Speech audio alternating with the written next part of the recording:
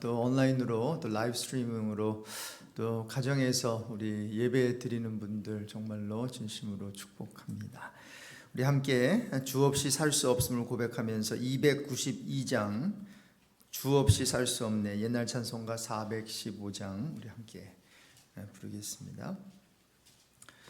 주 없이 살 수 없네 죄인의 구주여 그 귀한 보배 피로 날 구속하소서. 구주의 사랑으로 흘리신 보혈이 내 소망 나의 위로 내 영광 됩니다. 주 없이 살 수 없네 나 혼자 못 서리. 힘없고 부족하며 지혜도 없도다. 내 주는 나의 생명 또 나의 힘이라. 주님을 의지하여 지혜를 얻으리. 주 없이 살 수 없네 내 주는 아신다. 내 영의 깊은 간구 마음의 소원을 주밖에 나의 마음 네 알아주리요. 내 마음 위로하사 평온케 하시. 주 없이 살 수 없네 주 없이 살 수 없네 세월이 흐르고 이 깊은 고독 속에 내 생명 끝나도 사나운 풍랑일 땐 날 지켜주시니 내 곁에 계신 주님 늘 힘이 됩니다.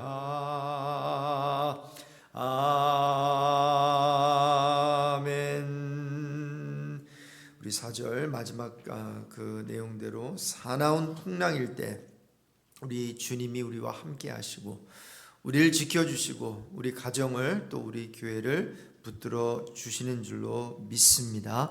오늘 귀한 또 새벽에 우리가 첫 하루를 우리가 기도로 깨우고 또 말씀으로 또 깨우게 되는데 하나님 오늘 하루도 크고 작은 그러한 풍랑이 이룰 수 있습니다. 그러나 그 풍랑 두려워하지 않게 해주십시오.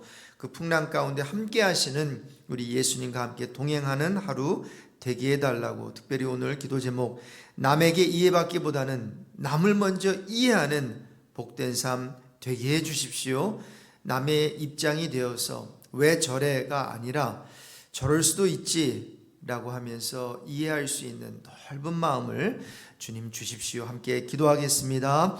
하나님 아버지 감사합니다. 오늘도 귀한 새벽 허락해 주셔서 감사합니다.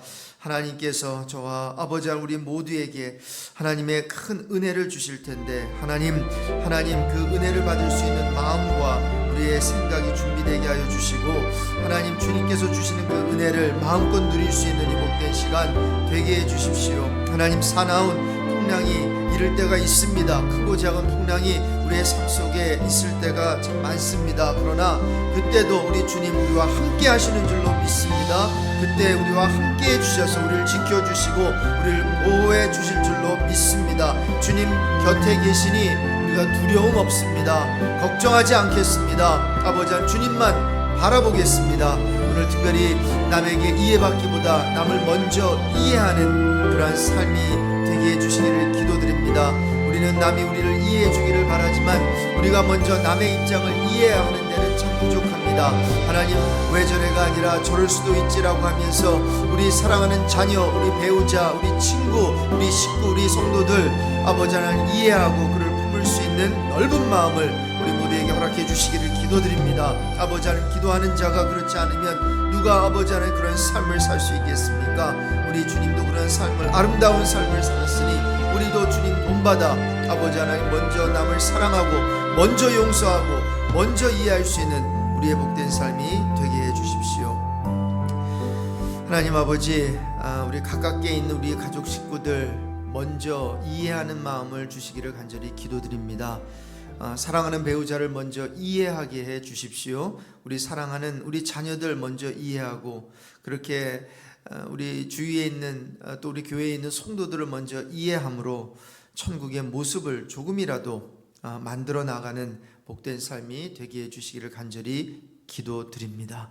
하나님 우리는 우리의 행동은 우리의 말하는 것은 다 옆 사람이 이해해 주기를 원하면서도 정작 남이 어떤 마음에 안 드는 말이나 행동을 할 때 왜 저 사람 저래 이렇게 쉽게 판단하고 우리의 분노가 표출이 되는데 저럴 수도 있지라고 하면서 남을 먼저 이해하고 용납하고 주님이 우리를 사랑하신 것처럼 우리도 남을 먼저 사랑하게 해 주십시오. 오늘도 하나님의 말씀을 눈으로 보고 입으로 읽고 귀로 들을 때 우리 마음에 레마의 말씀으로 새겨지길 간절히 소망합니다. 예수 그리스도의 이름으로 기도드립니다. 아멘. 마가복음 14장입니다. 43절에서 52절 우리 한 절씩 읽을 때 교독할 때 마가복음 14장 43절 제가 먼저 읽습니다. 예수께서 말씀하실 때에 곧 12 중에 하나인 유다가 왔는데 대제사장들과 서기관들과 장로들에게 파송된 무리가 검과 몽치를 가지고 그와 함께 하였더라. 예수를 파는 자가 이미 그들과 군호를 짜 이르되 내가 입맞추는 자가 그이니 그를 잡아 단단히 끌어가라 하였는지라. 이에 와서 곧 예수께 나와 라비어 하고 입을 맞추니 그들이 예수께 손을 대어 잡거늘 곁에 서 있는 자 중에 한 사람이 칼을 빼어 대제사장의 종을 쳐 그 귀를 떨어뜨리니라. 예수께서 무리에게 말씀하여 이르시되 너희가 강도를 잡는 것 같이 검과 몽치를 가지고 나를 잡으러 나왔느냐. 내가 날마다 너희와 함께 성전에 있으면서 가르쳤으되 너희가 나를 잡지 아니하였도다. 그러나 이는 성경을 이루려 함이니라 하시더라. 제자들이 다 예수를 버리고 도망하니라. 한 청년이 벗은 몸에 배 이불을 두르고 예수를 따라가다가 무리에게 잡히매 배 이불을 버리고 벗은 몸으로 도망하니라. 오늘 사순절 두 번째 날이에요. 두 번째 성경 구절 말씀이 여러분이 잘 아시는 갈라디아서 2장 20절이에요. 여러분 그거 가져오셨어요? 혹시 나눠드린 거 성경에 껴놓으셨다가 우리 새벽마다 우리 함께 읽으면서 또 암송하실 분은 우리 암송하시면 좋겠어요. 같이 읽겠습니다. 갈라디아서 2장 제가 말씀을 드려야 되나요? 자, 갈라디아서 2장 20절 혹시 없으신 분은 우리 성경 찾으시세요. 우리 갈라디아서 2장 20절 갈라디아서 2장 20절입니다. 우리 같이 읽든지 또 암송하든지 하겠습니다. 내가 그리스도와 함께 십자가에 못 박혔나니 그런즉 이제는 내가 사는 것이 아니요 오직 내 안에 그리스도께서 사시는 것이라. 이제 내가 육체 가운데 사는 것은 나를 사랑하사 나를 위하여 자기 자신을 버리신 하나님의 아들을 믿는 믿음 안에서 사는 것이라. 아멘. 그래서 요거를 하루 전에 한번 묵상도 해보시고 한번 몇 번 이렇게 읽으시고 또 새벽기도 나오시는 분 나오시면 우리가 앞으로 40일 사순절 기간에 이런 49절을 한번 이번 기회에 한번 외워보십시오. 뭐 안 되더라도 뭐 몇 구절을 더 외우시더라도. 그래서 우리 온 가족이 하나님의 말씀으로 또 충만한 그런 사순절 기간이 되었으면 좋겠습니다.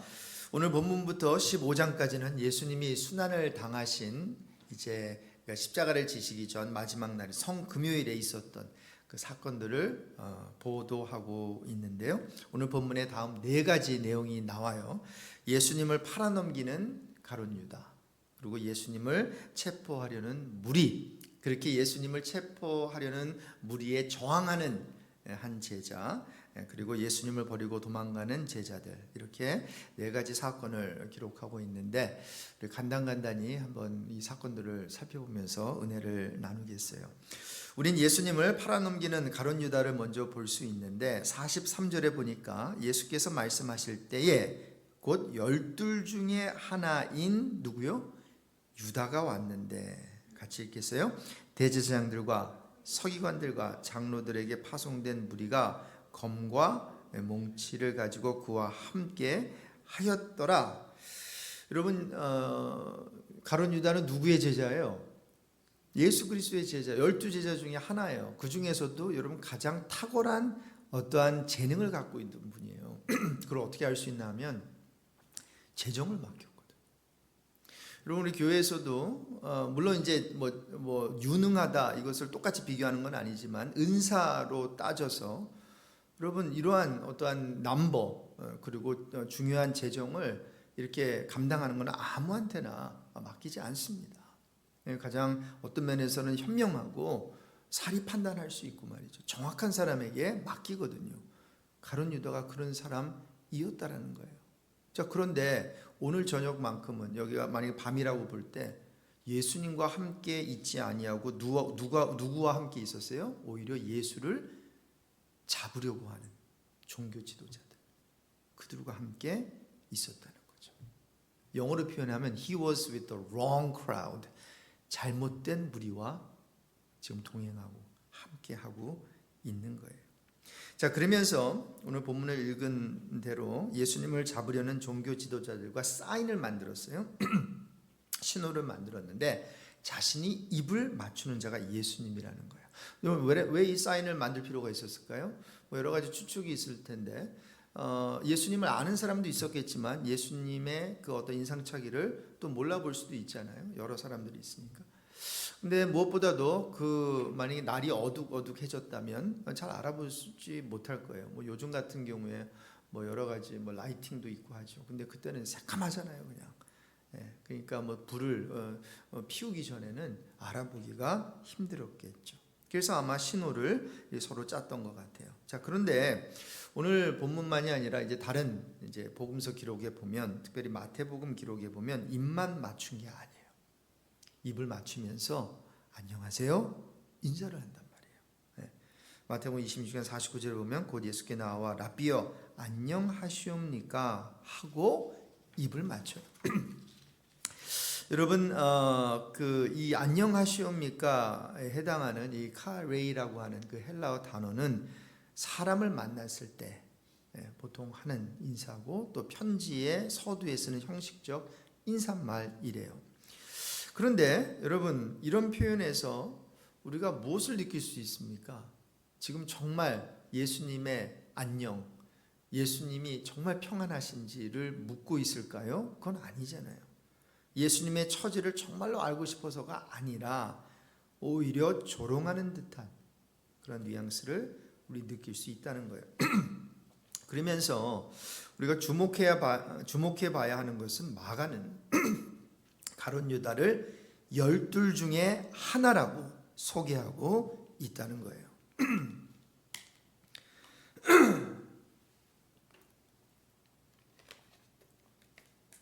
그래서 말씀 드린 대로 열둘 제자 중에 하나면 예수님과 함께 있어야 되는데 지금 다른 무리와 함께 있다가 예수님을 잡으러 찾아온 것이죠. 예수님을 따르기 위함이 아니라 예수님을 체포하기 위한 목적이었어요. 여러분 보십시오. 그의 제자라는 신분이 예수님을 배신하는 것을 막을 수 있었어요? 없었어요? 다른 말로 하면 우리말로 합시다. 직분. 우리의 직분 여러 가지 직분 있잖아요. 집사 직분이 있죠. 장로, 권사 직분이 있죠. 목사, 선교사 직분이 있어요. 자, 그런데 이 가룟 유다는 직분, 신분이 뭐였습니까? 그냥 제자가 아니에요. 12 중에 하나란 말입니다. 그런데도 그 직분이, 그 제자라는 신분이 그의 배신을 막지 못했다는 거예요. 여러분 이것은 무엇을 말해줄까요? 우리의 직분이나 신분이 우리의 신앙이 아닐 수 있다는 거예요. 내가 예수님 따라다니는 12제자야, 하나야. 그 중에서도 내가 트레저리야. 내가 재정을 맡고 있어. 그럼 이것은 어떤 기능을 말해줄 수는 있지만 그것이 그 사람의 신앙을 말해준다고 볼 수 없겠어요. 그런 면에서 사람은 신분이 아니라 신앙으로 판가름 난다라는 것입니다. 저는 꼭 그런 게 아니에요. 신분이 있고 또 직분이 있으면 아무래도 보편적으로는 신앙이 좋아요. 그리고 열심히 하나님 사랑해요.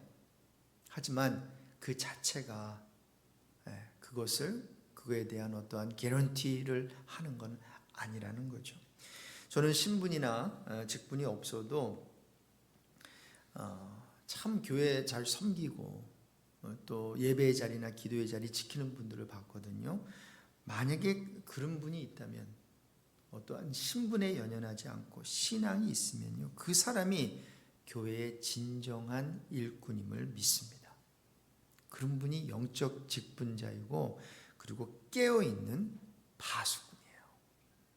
전에 교회에서도 어떤 분이 이 교회에 정말 필요로 한 분이니까, 물론 다 필요로 하겠죠, 그렇죠? 근데 일꾼 차원에서. 그런데요, 꼭 어떤 직분을 받은 분만이 아니라 직분을 받지 않은, 어떤 면에서는 교회 등록도 하지 않은 분이 본교회에 나와서 새벽 기도하는 걸 봤거든요. 그리고 그분이 저를 어프로치해서 이제 교제도 나눠봤는데요. 그 교회에 등록하고 다니는 분들보다, 어떤 면에서는 그 교회의 직분을 갖고 있는 분보다 그 이상으로 그 교회의 사정을 잘 알고 있다는 것을 알고 있어요. 제가 알게 되었어요. 참 의아하죠?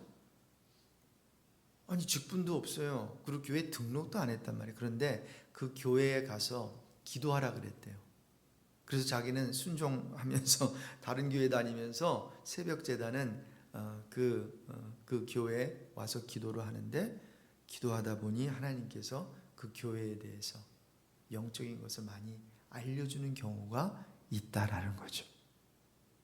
그러면 여러분, 그 사람이 직분은 가졌으나 신분은 가졌으나 예배 잘 안 드리고 기도하지 않는 그 직분자보다 꼭 비교할 필요는 없겠지만 누가 덜 귀하다고 말할 수 있겠냐는 거예요. 그래서 여러분, 교회는요, 제가 보니까 보이는 조직과 보이지 않는 조직이 함께 가게 만들어 놓았더라고요. 우리가 교회론에 배울 때 보이는 교회, 보이지 않는 교회 배우잖아요. 보이는 교회는 우리가 이렇게 로컬 처치에서 이렇게 모이는, 근데 보이지 않는 교회, 전 우주적인 교회, 유니버설 처치가 있는데 보이지 않는 교회가 있거든요. 어떤 면에서는 보이지 않는 교회가 더 중요할 수 있는 것처럼 교회에서 보이는 직분, 이런 스트럭처도 있어야 되지만, 그렇죠? 보이지 않는 그러한 조직이 있더라고요. 혹시 여러분이 보이지 않는 그 조직, 아직 뭐 직분이나 이런 거 전혀 없는데도 어떤 하나님께서 사명감을 주셔서 그것이 기도의 자리이든 헌신의 자리이든 봉사의 자리이든 예배의 자리이든 하나님께서 부르셨다면요, 여러분은 직분을 받은 사람 못지않게 하나님께서 특별한 그러한 헌신의 자리에 있게 하신 줄로 믿습니다. 말씀드리고 싶은 것은 이 직분이라고 하는 게, 신분이라고 하는 게 신앙을 말해주는 것은 아니다. 오늘 말씀을 통해서 배울 수 있겠어요. 자, 이렇게 가룟 유다에게 배신을 당한 예수님은 이제 종교 지도자들에게 넘겨지게 되는데, 놀라운 것은 여러분, 예수님께서 저항을 하세요, 안 하세요? 안 하세요. 어떤 면에서는 스스로 대적들의 손에 체포되었음을 우리는 알 수 있어요. 그래서 솔직히 예수님께서는 하늘과 땅의 모든 권세를 가지셨잖아요. 그래서 예수님께서 이제 다른 본문에서 이런 얘기를 하셨어요. 야, 내가 하늘의 천사들을 동원시켜서 나를 체포하려고 하는 사람들 단번에 멸할 수 있어. 12영이나 되는 천사들 지금 명령해서 나를 지금 힘들게 하고 십자가 못 박으려고 하는 이 사람들 한 방에 다 처리할 수 있어. 하지만 예수님은 자신의 능력과 권세를 사용하셨어요? 사용하지 않으셨어요? 남을 위해서는 사용하셨어요. 그런데 적어도 자신의 안위를 위해서, 자신의 어떠한 하나님의 아들임을 증명을 해내기 위해서는 굉장히 자제하셨어요. 40일 금식하고 그 광야에서 그 마귀에게 시험 당하셨을 때 우리 예수님은 그분의 파워, 그분의 권능, 그분의 권세 눈꼽만큼도 사용하지 않으셨어요. 여러분, 여기서 우리가 좀 이렇게 배우고 좀 닮아야 되는 부분이 있는 것 같아요. 우리는 능력이 없어서 하나님 능력 주십시오라고 하면 그 능력을 마구마구 그냥 신경 안 쓰고 막 사용하잖아요. 근데 사용할 때 가만히 보면 다 그런 건 아니지만 내 자신을 증명해내려고 하나님께서 주신 능력이나 은사를 활용할 때가 있다는 거예요. 그런데 예수님은 at least 적어도 자신이 하나님의 아들임을 증명하기, 물론 뭐 바다 위를 걸으시고 놀라운 기적, 죽은 자 살리실 때 사람들은 옆에서 야, 이거 대단하다 했지만 우리 예수님은 사실 그 필요를 채워주기 위해서 저는 하셨다고 생각돼요. 나는 하나님의 아들이야 뭐 이렇게 목에 힘주고 하셨다고 생각하지 않아요. 자, 그래서 그를 잡으려고 하는 대적들의 불의한 손길이 막 옆에 다가왔음에도 불구하고 그는 저항하지 않았어요. 왜 그랬을까요? 단 한 가지 이유가 있었습니다. 온 인류의 구원을 위함이었습니다. 자신을 위하는 것이 아니라. 그래서 오늘 48절 이하에 보십시오. 예수님께서 무리에게 말씀하시잖아요. 너희가 강도를 잡는 것 같이 검과 몽치를 가지고 나를 잡으러 나왔느냐? 같이 읽습니다. 내가 날마다 너희와 함께 성전에 있으면서 가르쳤을 때 너희가 나를 잡지 아니하였도다. 그러나 이는 성경을 이루려 함이니라 하시더라. 그리고 이런 면에서 예수님은 십자가 죽음을 당하신 것이 아니라 십자가 죽음을 선택하셨다라고 볼 수 있겠어요. 네. 막 죽기 싫은데 억지로 십자가에 끌려 올라가신 것이 아니라 얼마든지 피할 수도 있으셨고 얼마든지 그 쓴 잔을 이렇게 옆으로 셋어사이드 할 수 있었는데 예수님께서는 그렇게 하지 않으셨다는 거죠. 죽음을 선택하셨어요. 자, 그런데 세 번째 이제 이벤트가 일어납니다. 예수님을 잡으러 이제 칼과 몽둥이를 들고 온 무리를 보고는 그 체포를 저항하려는 사람이 등장하죠. 오늘 본문에는 그 이름이 소개되어 있지 않습니다. 그리고 대제사장의 그 종의 귀를 잘리는데 그 대제사장의 종이 누구인지도 밝히지 않아요. 아무래도 마가는 여러 가지 뭐 생각이 오고 갔겠죠. 저는 모르겠어요. 근데 뭐 베드로가 형님인지 어떤지 모르겠지만 하여튼 베드로 수제자 이 사람을 뭐 프로텍하려고 했을 수도 있겠죠. 여러분 우리가 무슨 좋지 않은 광경을 보면 우리가 막 아무개가 그랬대 하는 사람이 있는가 하면 그래도 그 사람의 어떠한 뭐를 좀 프로텍해 주려고 그분의 아이덴티티를 숨길 수도 있잖아요. 리즌은 모르겠어요. 그런데 다른 복음서에서는 이 사람이 누구인가를 밝히고 있죠. 누구였죠? 베드로였어요. 그래서 요한복음의 기록을 보면 18장 10절에 그 인물은 베드로였고 말고라고 하는 대제사장의 종을 치는데 아주 구체적으로 오른편 귀를 베어버린 것을 알 수 있어요. 자, 그런데 예수님은 이 같은 베드로의 행동을 나무라시면서 다음 두 가지 말씀을 하세요. 첫 번째는 이 마가복음 기록에는 없는데 다른 복음서들을 보면 이런 말씀을 하세요. 마태복음 26장 52절에 내 칼을 도로 칼집에 꽂으라. 칼을 가지는 자는 따라해 봅시다. 칼로 망하느니라. 네. 요한복음 18장 11절에는 또 이 말씀을 하세요. 아버지께서 주신 잔을 내가 마시지 아니하겠느냐. 무슨 말이죠? 무력을 행사하지 않겠다는 거예요. 또한 악을 악으로 갚지 않겠다는 거예요. 그럼 뭐죠? 주님이 가르쳐온 내용이죠. 늘 가르쳐온 내용이에요.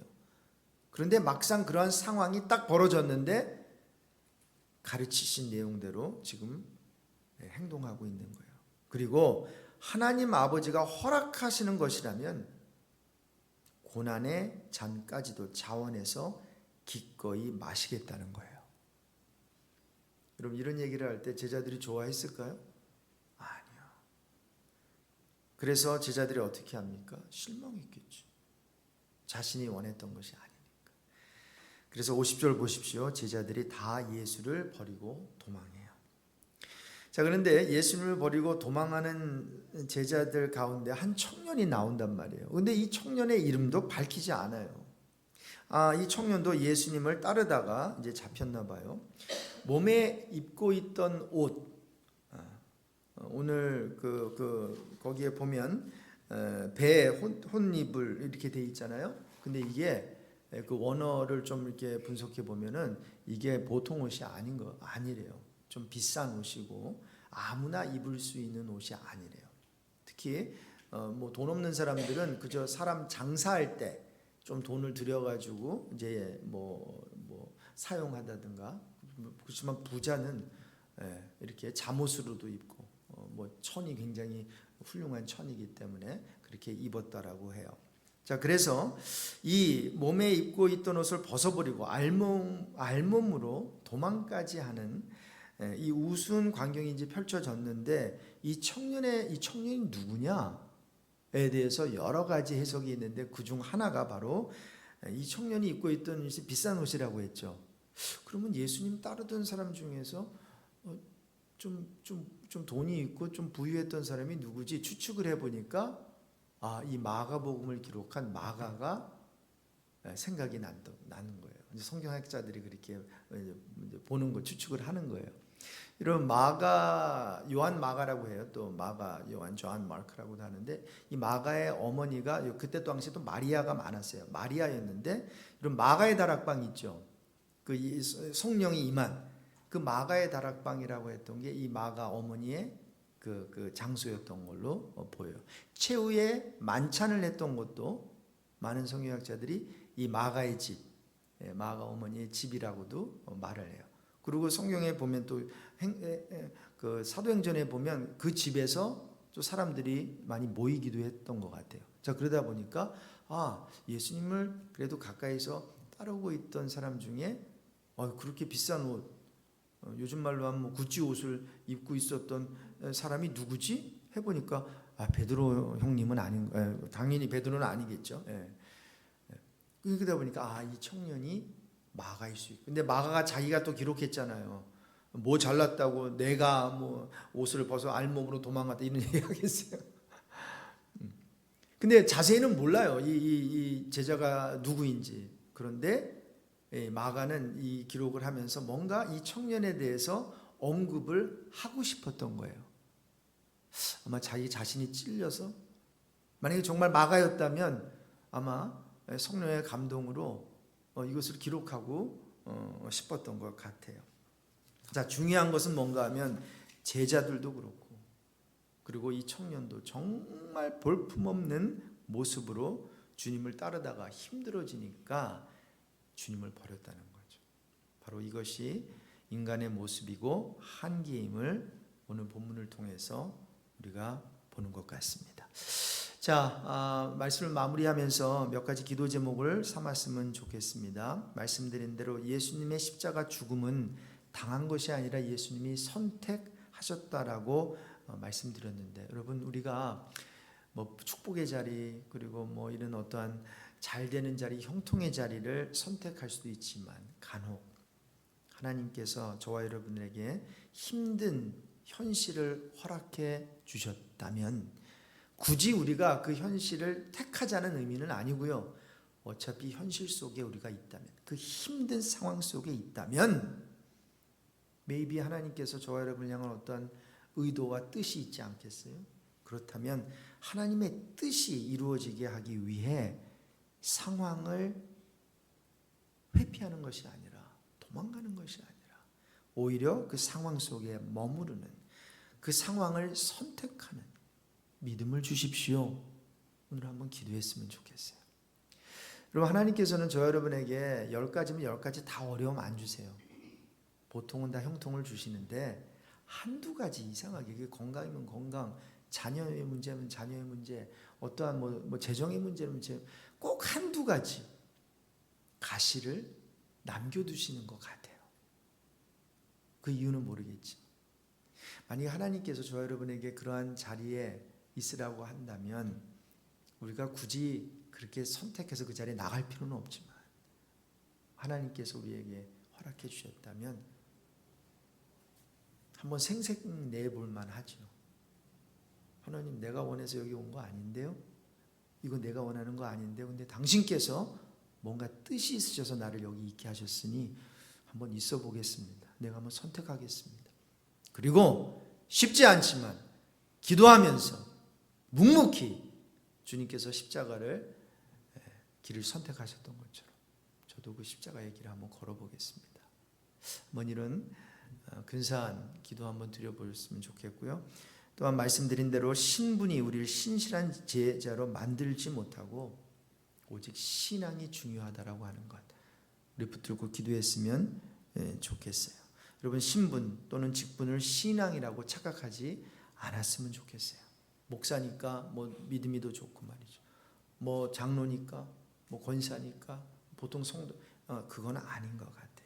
그래서 순수한 신앙을 가지고 주님을 따르게 해달라고. 그리고 마지막으로 우리 베드로의 열심을 보면서 배우는 것은, 이 열심이나 열정이 신앙이 또 아니구나.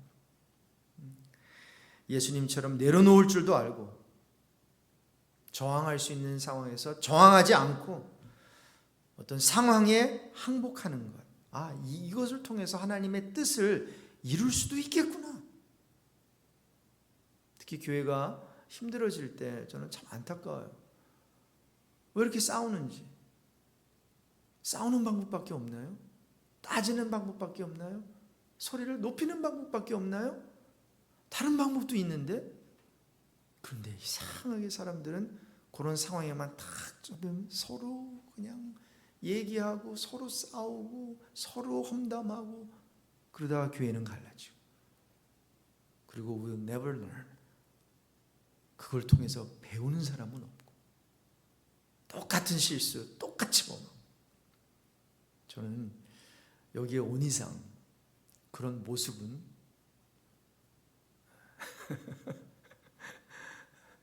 보기 싫습니다.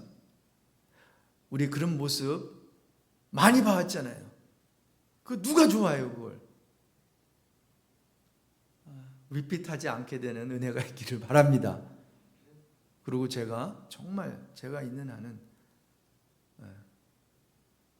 그렇게 되지 않았으면 좋겠고, 하나님의 은혜가 또 하나님의 자비로 그런 모든 크고 작은 혹시 문제들이 생긴다면 넘어가는 실력 있는 그러한 지도자들, 영적 군사들이 우리 교회에 많아서 옆에서 막 난리치고 막 할 때 이제 그만. 얼마나 멋있습니까? 집사님 중에서 막 19명이 막 그럴 때 기도해. 물론 이제 왕따 당할 수 있어요. 이런 말 잘해야 돼요. 예. 근데 그런 사람이 있다면 여러분 10명 중에 9명이 아니라 10명 중에 그 1명이 되는 은혜가 있었으면 참 좋겠어요. 이 시간에 이런 기도 제목들 생각하면서 시간 함께 우리 합심 기도하고 제가 마무리 기도할게요. 같이 기도하겠습니다. 하나님 아버지, 오늘 말씀 주셔서 감사합니다. 우리 예수님 십자가 죽음을 당하신 것이 아니라 예수님이 선택하셨고 십자가 위에 예수님께서 올라가셨습니다. 아버지 하나님, 우리도 힘든 현실 속에서 이렇게 현실 속에서 나는 왜 당해야만 하느냐 그러한 차원이 아니라 하나님께서 있으라고 하는 그 상황 속에서 하나님의 뜻과 하나님의 말씀 이루기 위해서 그 상황을 받아들일 수 있는 그런 마음 주십시오. 또한 그 상황을 선택하는, 그래서 계속해서 그 상황 가운데 머무르는 그런 믿음을 주님 허락해 주시기를 간절히 기도드립니다. 하나님, 또한 신분이 우리를 예수 그리스도의 신실한 제자로 만들 수 없음을 우리가 배웠습니다. 하나님, 신분이 우리의 신앙을 아버지 말해주지 않습니다. 하나님, 신분이 또 직분이 신앙이라고 착각하지 않게 해주십시오. 내가 목사니까, 내가 직분자니까, 내가 이르니까 아버지 하나님, 그러나 아버지 하나님, 우리의 신앙은, 그러한 실력은 아버지 하나님, 우리의 상황 속에서, 힘든 상황 속에서 바로 나옵니다. 우리의 순수한 신앙을 가지고 주를 따르게 하시고 직분이나 신분을 가지고 주님을 따르지 않게 해주십시오. 하나님, 베드로는 열심을 냈습니다. 그런데 그 열심이, 그 열정이 하나님의 뜻을 이루는 것이 아니라 아버지 하나님, 인간의 뜻을 이루려고 했습니다.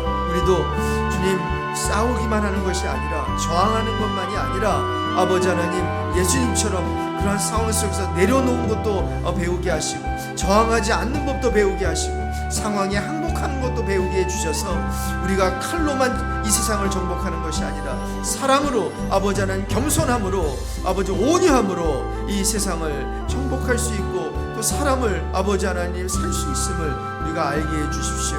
그래서 하나님, 이 세상의 방법이 아니라 하나님의 방법으로 하나님의 뜻을 이루고 하나님의 말씀을 이루어 나가는 저희들 되게 해 주십시오. 거룩하신 하나님 아버지, 우리 예수님의 삶의 모습은 너무나도 다릅니다.